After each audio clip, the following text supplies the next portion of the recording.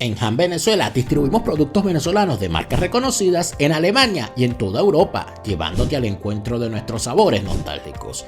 Visita nuestra tienda online a través de la página web hanvenezuela.com y síguenos en Instagram @hanvenezuela. Llevamos Venezuela a tu hogar.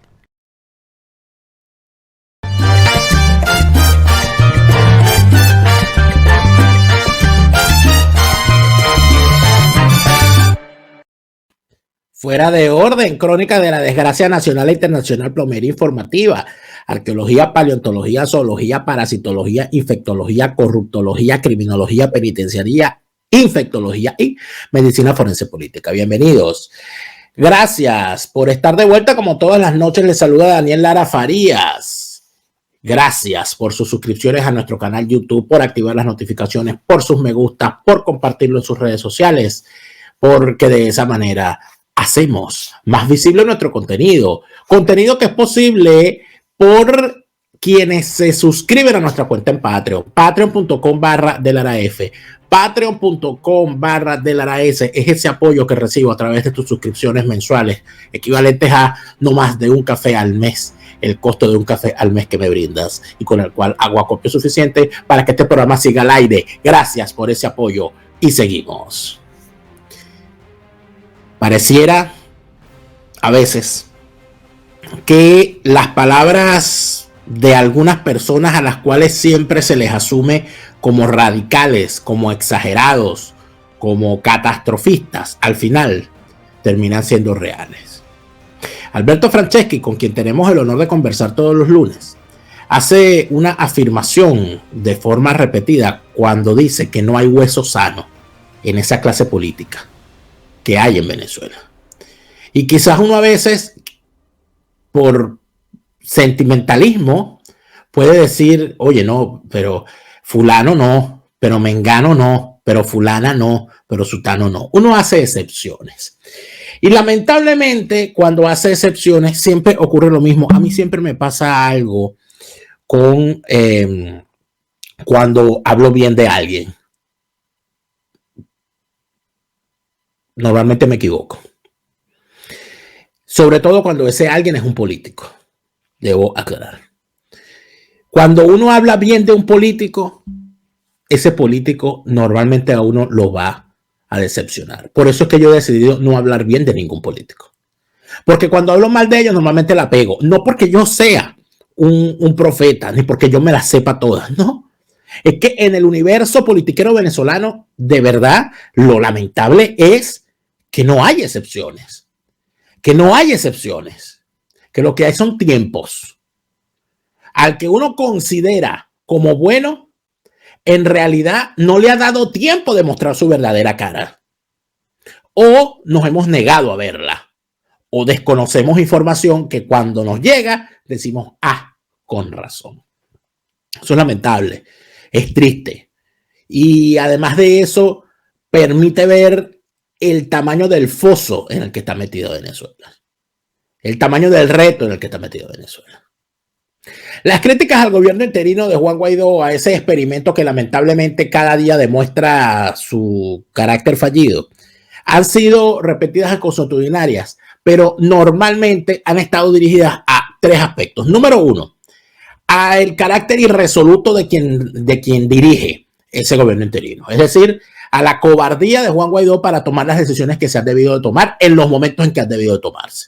Número dos, en el carácter falsario de ese gobierno interino, tomando en cuenta que quienes lo componen no son opositores.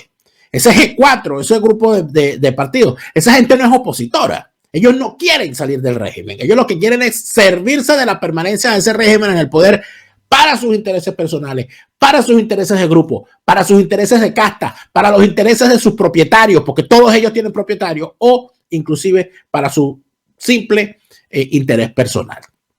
Para conseguirte un negocito, para conseguirte una casita, para conseguirte una camionetica blindada, hay un milloncito aquí guardado y ya resolví, porque así de minúsculos son estos pendejos. Bueno, algunos piensan más, algunos aspiran más que 1 millón y los han obtenido.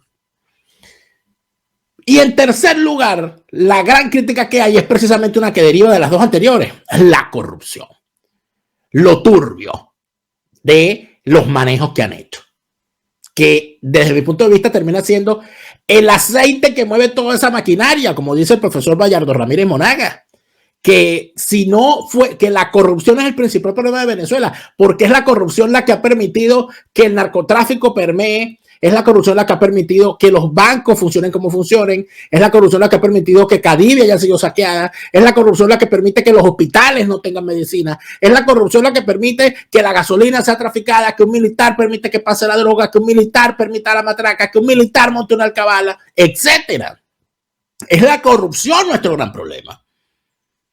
Y el gobierno interino no fue construido para acabar con la corrupción. El gobierno interino fue construido por la corrupción, que es la que mantiene este aparataje. En medio de todo ese universo, ha habido gente que pretende escaparse de Sodoma y Gomorra en medio del castigo divino, presumiendo que ellos no son sodomitas, ni son pecadores. O sea, que se salen, o sea, lanzan eso diciendo, yo venía con Lot. Yo le hice caso a Lot, yo me escapé con Lot. Y Lot dice, yo eso no lo conozco, pero Lot dice, no, yo me escapé, yo no era ningún sodomita, yo no era ningún corrupto. No, yo no era un pecador. Ha habido varios casos. El caso fundamental está en esos personajes que han sido nombrados embajadores de Guaidó. Todos aceptaron por un interés particular. Fundamentalmente porque aspiran fama, aspiran a estar en la cola, aspiran, nada, esto aquí viene una jugada y yo me presento como un gran, yo formo parte del equipo, o sea, querían estar en el roster del equipo ganador y resulta ser que después se dieron cuenta que lo firmaron fue para los Tiburones de La Guaira. Por cierto, hay una extinción de Tiburones de La Guaira, lo siento mucho, amigo, se acabó otra vez. Y eso fue lo que pasó. Caso como por ejemplo el de Vanessa Neumann en Gran Bretaña, que una señora que simple y sencillamente lo que quiere es proyectar su imagen, porque parece que lo que quiere es ser famosa, bueno, y se mató por ser embajadora ya. El caso de el pobre diablo este que está en Canadá, que lo que tiene es una ONG de la cual quiere vivir, y bueno, entonces él necesita visibilizarse. Y así muchos otros casos. ¿Cuáles fueron los intereses de algunos para aceptar, a sabiendas de que ese gobierno interino era una falsedad y a sabiendas de que quienes estaban detrás de ese gobierno interino eran unos politiqueros cuyo único interés es seguir medrando y seguir engañando a la gente? ¿Cuál era el interés de algunos? Estar adentro. Porque hay gente a la que no le preocupa la corrupción. Le preocupa que el corrupto sea otro. Hay gente a la que no le preocupa los repartos de poder. Le preocupa es que ellos no estén incluidos, como decían en Acción Democrática en aquellos tiempos. Como decía Gonzalo Barrios. El problema no son los cogollos, el problema es no pertenecer a ellos. Dos ejemplos. Gustavo Tarre Briceño y Humberto Calderón Berti. Dos copellanos, para variar. Porque los copellanos, hay unos copellanos que tienen esas malas costumbres. Que lo que quieren es estar bajo la sombra. Y siempre quieren salir. No, yo no estaba.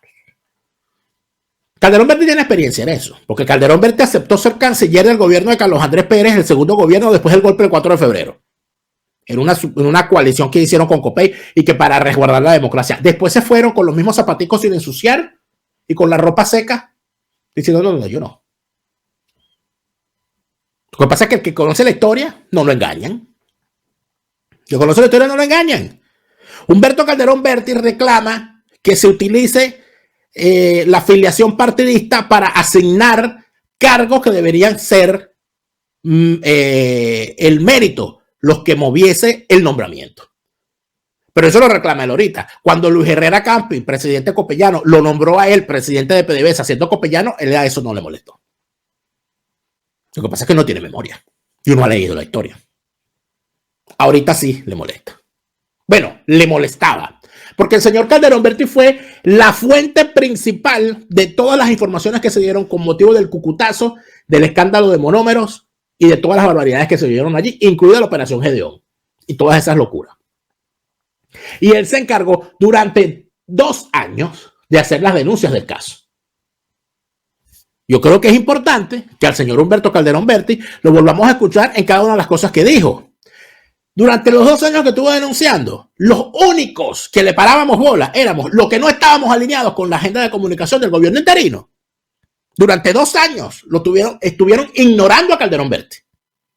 De repente, cuando sale Julio Borges, que es el jefe de un clan, cuando sale Julio Borges, el jefe de un clan que controla a algunos periodistas y a algunos medios de comunicación y denuncia lo mismo que había denunciado 2 años antes Calderón Berti, allí sí se acordaron de que existía Calderón Berti. Uno de los que se acordó de la existencia de Calderón Berti fue César Miguel Rondón, que lo entrevistó para que Calderón Berti dijera cosas como esta. Vamos a escuchar lo que decía Calderón Berti hace tiempo ya y que lo repite este año cuando César Miguel Rondón descubre que había unas denuncias de él.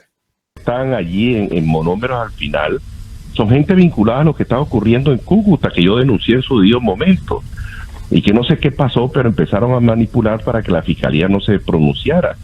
Yo cuando llegué a Colombia empecé a oír rumores sobre lo que ocurría en Cúcuta e hice lo que mi conciencia y mi responsabilidad de funcionario me obligaba, que era hacer una denuncia, hacerla donde, en Colombia, porque allá había ocurrido lo hecho. Ahora resulta que gente que estaba en eso aparecen ahora en lo de monómeros también. ¿Me entiendes? De manera tal de que lo que ha ocurrido en monómeros es la politización exagerada, excesiva. ¿Me entiendes? ¿Qué es lo que está ocurriendo también en Citgo? ¿Qué es lo que ha ocurrido en PDVSA? Con sus excepciones. Pero las excepciones no han durado. Luis Pacheco no duró en PDVSA. El procurador no duró tampoco. Hausman no duró.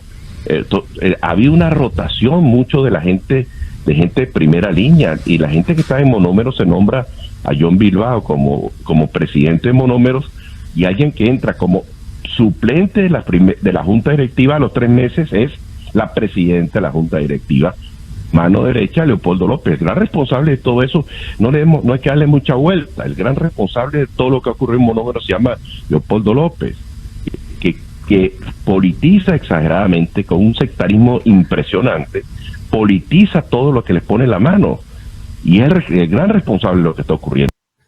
Dice el señor Calderón que los problemas son la alta politización de Citgo, PDVSA y monómeros y otros cargos. ¿Y quién lo nombró usted embajador en Colombia? A usted lo nombra Julio Borges como cuota de Primero Justicia. Por eso es que cuando a usted lo destituyen, el cargo lo toma otro miembro de Primero Justicia. Usted dice que esa alta rotación de cargos ha sido negativo. Entonces pregunto yo, ¿y quién hace los nombramientos de esos cargos? Guaidó. Usted dice que el gran responsable de todo esto es Leopoldo López. ¿Y quién es el mentor de Guaidó? Leopoldo López. Por lo tanto, la responsabilidad es Leopoldo López. Pero el señor decía más. El resultado de todo eso, para finalizar, ¿cuál ha sido el resultado? Que han despilfarrado el mayor capital político que ha existido en Venezuela después de Chávez. Acabaron con ese capital político. Qué pena, de verdad, lo que cuentas, Humberto. Qué pena, qué pena. Bueno, pero pues eso es. Lo que pasa es que nadie se atreve a decirlo. Hay muchos que han renunciado por las mismas razones que yo denuncié en Colombia, y nadie se ha atrevido a decirlo. Por la intromisión impropia y sectaria de Leopoldo López en la conducción de la administración del gobierno interino. ¡Pah! Contra Leopoldo López. Porque esa es la línea de Primero Justicia. La línea de Primero Justicia no es decir que debemos hacer una verdadera oposición, una oposición genuina en contra de ese régimen. No. La línea de Primero Justicia es desplazar a Leopoldo López a voluntad popular y ser ellos quienes decidan seguir dentro de la dirección del gobierno falsario y prostibulario. De la oposición falsaria y prostibularia. La línea es ataca a Leopoldo, y el señor ataca a Leopoldo. Entonces dice que el gobierno interino ha cometido un despilfarro de la mejor oportunidad en contra del chavismo. ¿Lo dijo o no lo dijo? Lo escuchamos. ¿Qué más dijo? Radica en que se pretendió hacer, y a mí se me consultó en aquel momento, yo estaba embajador en Colombia, en cómo administrar la empresa. Yo sugerí un número. Yo no soy petroquímico, yo lo que soy es petrolero, y yo me asesoré con la gente de petroquímica de la antigua PDVSA para que sugirieran nombres para que manejaran la empresa a nivel de junta directiva y a nivel de la gerencia de primera línea. Y desafortunadamente no se hizo como ha debido hacerse. Se incorporaron algunos profesionales, pero se incorporaron también gente que las credenciales eran ser militantes de partidos políticos. Yo creo que aquello fue un error, yo lo señalé en su momento, se lo dije a la gente, y después empecé a observar una cantidad de cosas raras, dirigentes políticos pasando por Barranquilla solicitando favores para hacer negocios. Yo no estaba allí, no participé en eso, pues yo me abstuve de participar en todas esas cosas porque me parecía que era impropio. Se desperdició una gran oportunidad porque el gobierno interino, si quería decirle al país que era distinto a lo que nosotros hemos presenciado los últimos 20 años, había que demostrarlo, y la mejor demostración era teniendo esa cantera de gente preparada en Petróleos de Venezuela, la antigua PDVSA o la antigua Pequiven, pues acudir a ellos y no poner a gente que solo los méritos eran tener vinculaciones de tipo político. Bueno, desafortunadamente eso se hizo contrario a lo que se debió hacer, se empezó a politizar, los dirigentes políticos consideraron eso como una especie de piñata, de rebatiña, y me pareció absolutamente inconveniente. Yo traje muy duro para que la restituyeran, la sacaran de la lista de OFAC y pudieran tener acceso al crédito nuevamente. Trabajé mucho a nivel de la superintendencia, a nivel de la superintendencia de bancos, para que pudieran funcionar normalmente. Pero la politización acabó con todo, ¿no? Y eso ha sido muy lamentable porque se corre el riesgo cierto de perder la empresa. Dice Calderón Berti que la politización fue lo peor, es decir, la partidización. Y nunca dice nombres, ¿eh? Nunca dice nombres. Antes decía, ahorita ya no dice los nombres, pero él fue el que nombró a Manuel Rosales como uno de los que iba a pedir favores. Pero él dice una frase importante: el gobierno interino no demostró ser distinto. Es decir, él dice que el gobierno interino tiene las mismas mañas que el chavismo. Lo dijo hace 2 meses y medio. ¿Qué más dijo? En nada la Cuarta República, perdóname. Los que incurrieron en corrupción en la Cuarta República eran robagallinas al lado de los de ahora. Me refiero a la gente del régimen y a algunos de los supuestos opositores que son también unos corruptos. Algunos, no todos, evidentemente, ¿me entiendes? Yo lo que lamento profundamente es que en el momento en que yo hice la denuncia sobre lo de Cúcuta y en el momento en que hice los señalamientos de lo que estaba ocurriendo en Monómeros, en lugar de alinearse conmigo, que era en defensa de los intereses de la población venezolana, pues me declararon una guerra dirigida por Leopoldo López, ¿no? Porque resulta que los que estaban incursos en los delitos de Cúcuta eran amigotes de él y de Guaidó. Y son los mismos todos, que estuvieron en la etapa final de Monómeros, son los mismos. Todos de voluntad popular, Humberto. Absolutamente. Yo no cargo preso amarrado, como dice. Yo no tengo vinculaciones políticas, salvo con mi conciencia. Yo no soy militante de ningún partido político. Yo me siento en la obligación de decir lo que yo presencié, lo que yo viví. En aquel momento hubo gente que señaló que yo había actuado correctamente, algunos me cayeron encima, y los que yo pensé que me iban a apoyar por lo que había hecho, porque era en defensa de los intereses del país y en defensa de los intereses del gobierno interino, bueno, se molestaron al extremo tal que llegaron a exigirme que yo renunciara. Yo les dije, yo no voy a renunciar porque yo no he cometido ningún despropósito. Si ustedes quieren me destituyen. Fue lo que hicieron, destituirme en mis 60 años de carrera pública. Jamás nadie me ha destituido. ¿Me entiendes? Y en la forma que hicieron, que ni siquiera lo hicieron correctamente. Pero bueno, yo no estoy resentido por eso. Yo lo que estoy es triste. Es lo que está triste. Pero dice que, bueno, que por supuesto que nada más fue voluntad popular, porque el G4 no existe, ¿no? Dice lo que entiendo, ¿no? Los ladrones son nada más de voluntad popular. Manuel Rosales no. Ramos Alú no. Primero Justicia, por supuesto que no. Porque está en la línea, punto. Contra voluntad popular es la cosa. En fila para allá. Y dice que Guaidó era amigo de los que nombraron allí. Esto fue con San Miguel. Con Nitu Pérez Osuna, por supuesto, porque Nitu hizo las preguntas que había que hacer. San Miguel se limitó, fue a otras cosas. Sale lo siguiente. Y con esto creo que quede bastante claro. Yo no caigo, mis queridos amigos, en el chantaje de que no se puede decir nada de lo que hace el gobierno interino, porque es como ir en contra de los intereses de los venezolanos. No. Yo creo que por no haber dicho lo que había que decir, por no haber denunciado en su debido tiempo las cosas, fue que han pasado esto. A mí me echaron la culpa de que yo era el responsable de la caída del 20% en las encuestas de Juan Guaidó. Y me lo dijo él mismo. No, los responsables son ustedes, que en vez de abrocharse conmigo, cuando hice la denuncia, se abrochan con sus compinches porque eran amigos de ellos. ¿Me entiendes? Eso es lo que está ocurriendo. Yo quiero que esto vaya hasta el final, que investiguen eso, pero que investiguen a todos los que han pasado por ahí, no a uno o a dos, a todos, que los llamen, le pidan declaración a todos los presidentes, a todos los directores, a todos los gerentes que han pasado para que echen ellos el cuento, porque así como me cuentan a mí, que se lo cuenten a las autoridades de Colombia. ¿Ya investigaron? ¿Ya cambió en algo lo que el señor denunciaba? Esa es mi primera pregunta. ¿Qué más dijo? Central, Nito, fue que aquello lo vieron como una piñata, como una rebatiña, ¿entiendes? Y es lamentable. Yo se lo comenté a Julio Borges en su momento, porque he visto por ahí por las redes sociales que la gente me dice que usted no menciona a Julio Borges y lo está defendiendo. Yo no estoy defendiendo absolutamente a nadie. Yo le dije a Julio Borges hace más de 2 años, hay que ponerle un parado a eso que está ocurriendo allí. Los partidos políticos no pueden involucrarse en la gerencia de las empresas y tienen una oportunidad de oro para demostrarle al país que el gobierno interino efectivamente es distinto. Pero ahí estaban, en esa reunión que usted refiere, estaban 2 integrantes importantísimos, incluso su sucesor. Sí, pero no caigamos en el bucle, como dicen los españoles, de la reunión. Yo estoy hablando de la cosa en general. Claro, es que son parte de lo mismo, participaron en todo. Yo no estoy disculpando absolutamente a nadie. Yo lo que estoy diciendo que hubo oportunidad para demostrarle al país que el gobierno interino era distinto.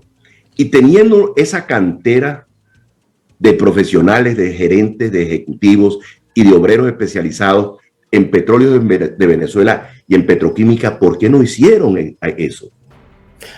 A él le parece mal que los partidos tomen el control de las empresas del Estado, pero cuando el partido Copey lo nombró a él por ser copellano, presidente de PDVSA, no le pareció mal, claro, porque eran otros tiempos, porque en la Cuarta República ahí todo el mundo era honesto y no pasaba nada.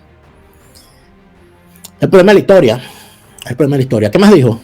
Un día, estando yo en la oficina, fui invitado a participar en una reunión que se celebraba al lado prácticamente de mi oficina, porque eran unas oficinas que compartían la mitad monómeros y la mitad era la embajada.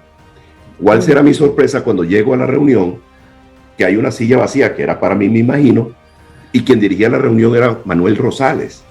Y estaban los diputados de la Asamblea Nacional de la oposición.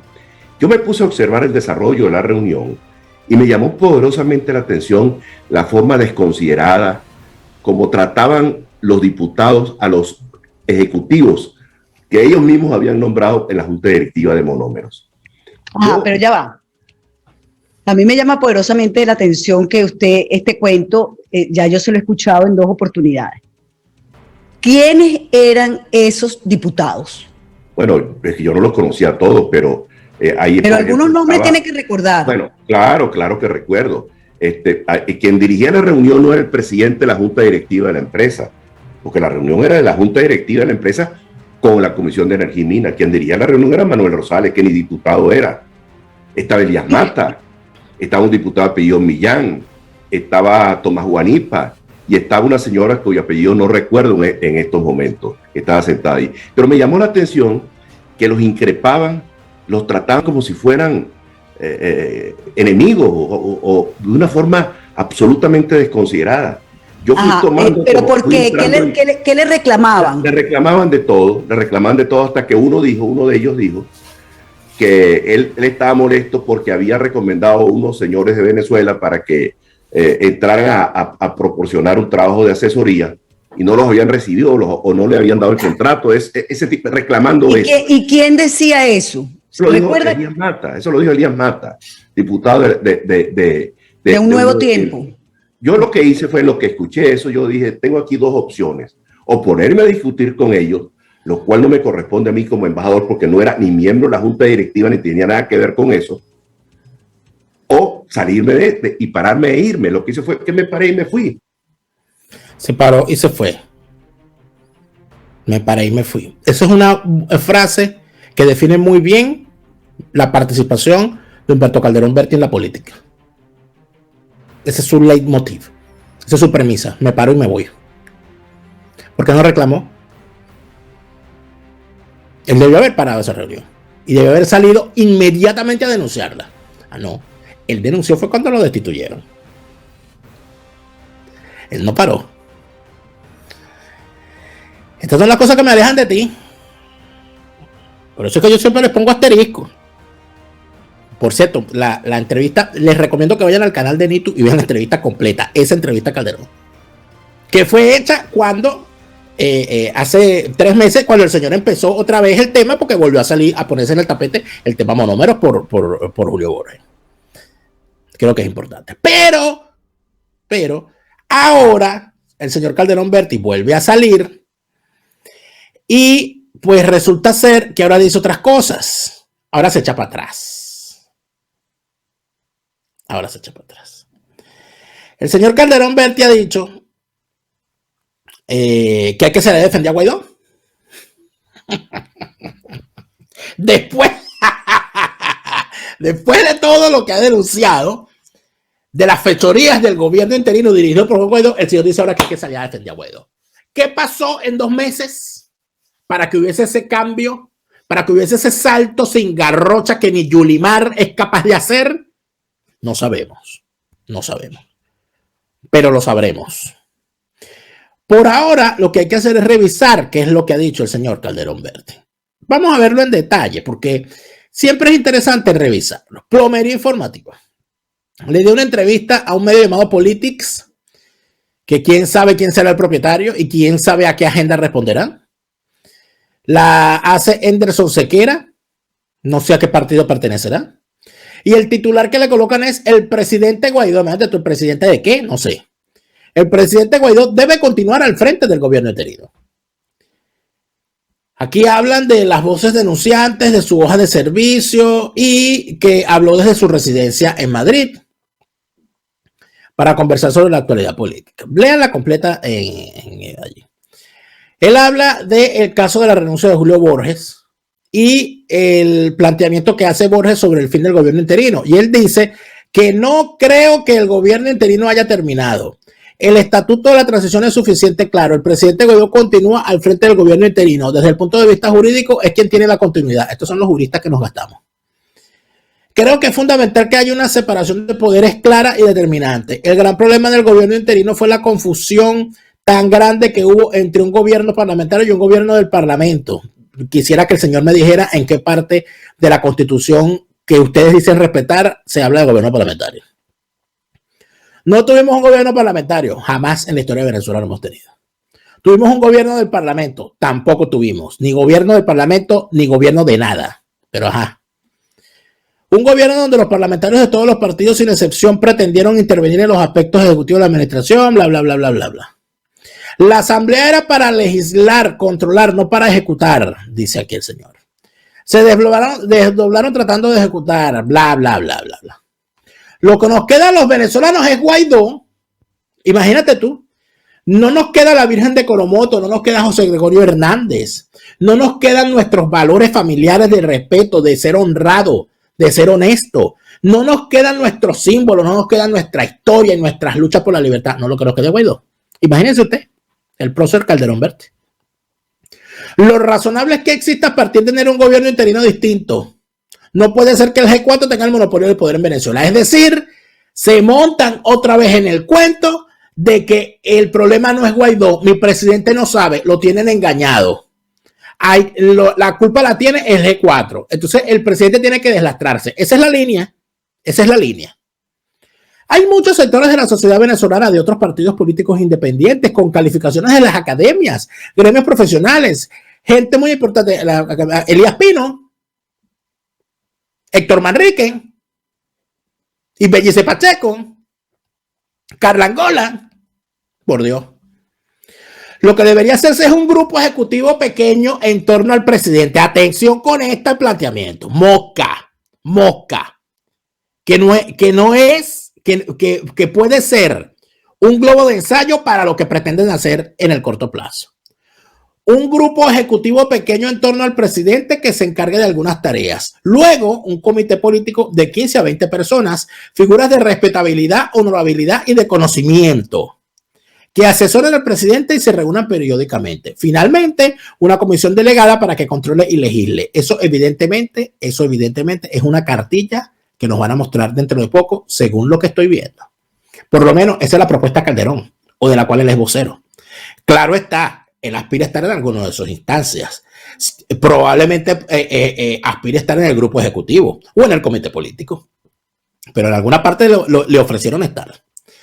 ¿Qué es lo que debe haber en torno al presidente Guaidó? Gente que se encargue de distintos sectores. Alguien que se encargue de la política internacional, él, que fue canciller. Dado que el apoyo internacional no solo hay que mantenerlo, sino si es posible aumentarlo. Un grupo que se encargue de las cuestiones internas de Venezuela para que traten de canalizar, por ejemplo, la ayuda humanitaria. Hay muchos países que quieren ayudar a los venezolanos que están en el territorio. Hoy tenemos no sé cuántos, 6.5 millones de migrantes que están en todas partes del mundo. Algunos están pasando mucho trabajo, algunos. Que los migrantes venezolanos sepan que hay un gobierno interino que se preocupa por sus necesidades. Ahí están otra vez usándonos a los migrantes cuando les conviene. Cuando les conviene hacer politiquería. De resto no tenemos derecho ni siquiera a opinar porque somos unos radicales y porque nosotros nos fuimos y no tenemos derecho. Pero cuando necesitan llenar con palabras huecas sus discursos, vienen a acordarse de los migrantes. Le da un consejo a Guaidó que cuente con una verdadera independencia como presidente interino, que escoja un grupo de 7 u 8 personas para atender las áreas. Pero debe designarlo él. Yo fui ministro muchos años. ¿Y quién me nombró a mí? El presidente de la República. ¿A quién le rinde cuenta el presidente Guaidó? A la Asamblea Nacional. Oye, qué maravillosa manera de buscar chamba, pana. Impresionante.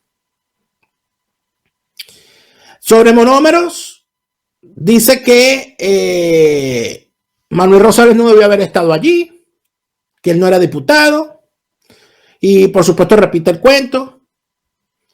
Y al final dice que cuando Venezuela tenía más visibilidad internacional, pues se nos pasó el momento. Esto es lo que dice hoy el señor Calderón Berti. Y como ustedes pueden observar, esto es todo lo contrario a lo que dijo en innumerables entrevistas, inclusive en entrevistas hechas hace apenas 2 meses. ¿Qué ocurrió? ¿Qué ocurrió entre un momento y el otro? No lo sabemos aún, pero lo vamos a saber.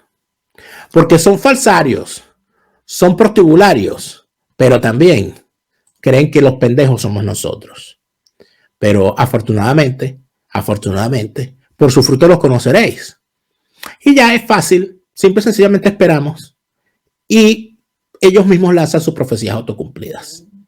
Se viene el ministro Calderón Berti, a quién sabe. Cuidado si no se viene el vicepresidente Calderón Berti. Cuidado con eso. Abran sus apuestas.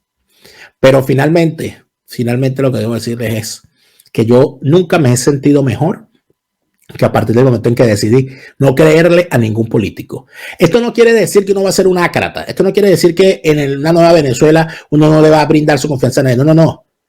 Uno da confianza en función de aspectos y de aciertos, pero ante los desaciertos uno la retira.